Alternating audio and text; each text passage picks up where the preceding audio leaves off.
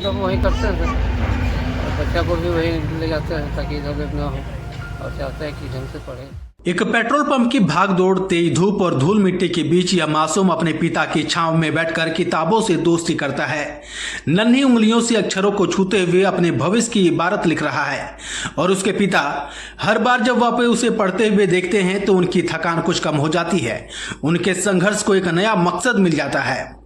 यह सिर्फ एक पिता पुत्र की कहानी नहीं, यह उस सपने की कहानी है जो मुश्किलों की आग में तपकर और भी उज्जवल हो जाता है।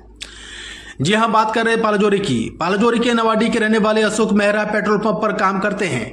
रोज सूरज की पहली किरण के साथ जब वो अपने काम पर जाते हैं तो उसके साथ उनका नन्हा बेटा भी होता है। 4 साल का यह मासूम अपने पिता के साय में बैठकर किताबों से दोस्ती करता है, अक्षरों से खेलता है और सपनों की उड़ान भरता है। हर आने जाने वाले जब पिता पुत्र की इस अनूठी जोड़ी को देखता है तो ठिठक कर रह जाता है। कोई हैरानी से देखता है, कोई प्रेरित होता है तो कोई भावुक होकर अशोक मेहरा के संघर्ष को सलाम करता है।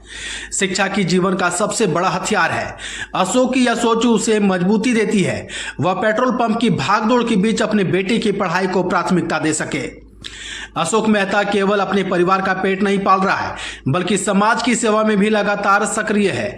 एक सोशल एक्टिविस्ट के रूप में उन्होंने सामुदायिक स्वास्थ्य केंद्र के कई अहम कार्य भी किए हैं, लेकिन जीवन की मजबूरियां ऐसी थी कि अपने घर की आजीविका के लिए पेट्रोल पंप पर काम करना पड़ा।